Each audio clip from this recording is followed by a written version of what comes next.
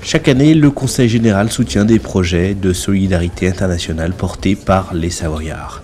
L'appel à projet La Savoie Couleur du Monde leur permet de bénéficier d'un coup de pouce financier du département et d'un accompagnement dans le montage de leurs projets par Pays de Savoie Solidaire.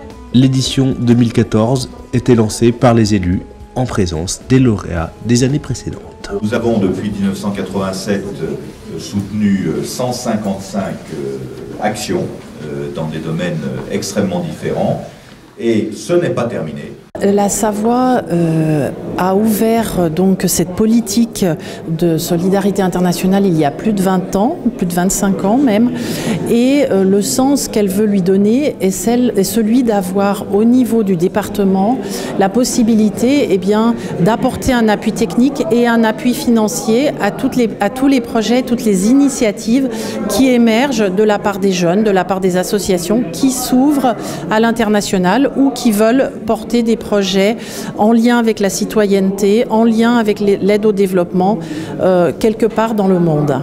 Les porteurs de projets dernièrement soutenus avaient été invités par le Conseil général à se réunir pour un temps d'échange, l'occasion de souligner la diversité du champ d'action du programme La Savoie Couleur du Monde, qui avait pu par exemple bénéficier aux jeunes de l'association Sourire au Monde, qui ont contribué à la réhabilitation d'un orphelinat à Madagascar. Nous, on leur apportait beaucoup de choses matérielles, beaucoup d'argent.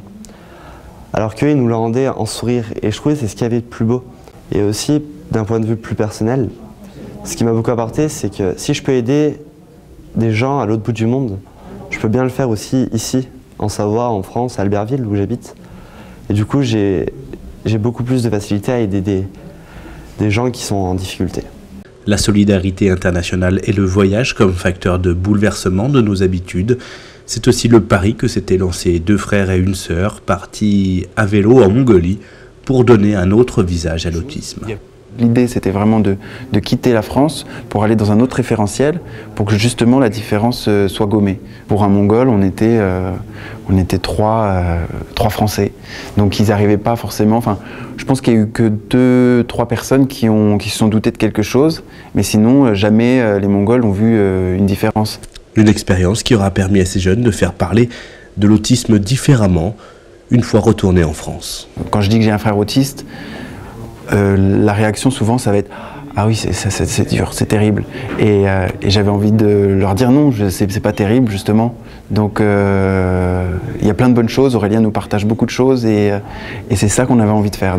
Et donc c'est là qu'on est en train de mettre en place des expos, on est passé dans le lycée Saint-Ambroise pour déjà raconter notre voyage. Donc ce sera toujours l'occasion de parler de ça et de cette expérience à l'autre bout du monde.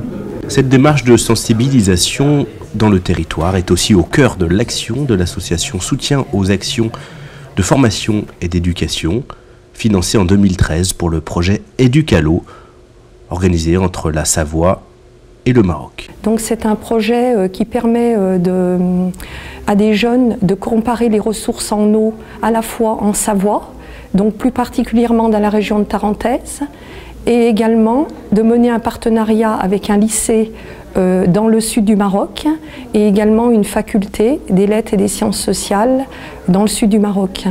Les projets d'appui au développement conduits en lien direct avec les partenaires qui portent l'action localement, c'est l'autre volet de l'appel à projet La Savoie Couleur du Monde. Nous avons eu la chance d'avoir une dotation par le Conseil général pour un projet d'aide à l'adduction d'eau potable de 2 villages du Haut-Atlas marocain. L'objectif, c'était d'améliorer les conditions de l'accès à l'eau potable pour les habitants du village, sachant qu'il y avait des structures qui existaient déjà mais qui n'étaient pas utilisées ou pas utilisables. Notre envie, c'était de trouver des similitudes. Déjà, c'est un village qui est à 1800 mètres d'altitude, donc c'est un village de montagne.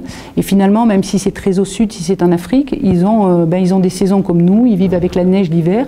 Donc on a l'impression de connaître un petit peu, même si on ne vit pas au même rythme, de connaître un petit peu le rythme des saisons. Ça, c'est une chose, donc on se sent un petit peu frère quelque part.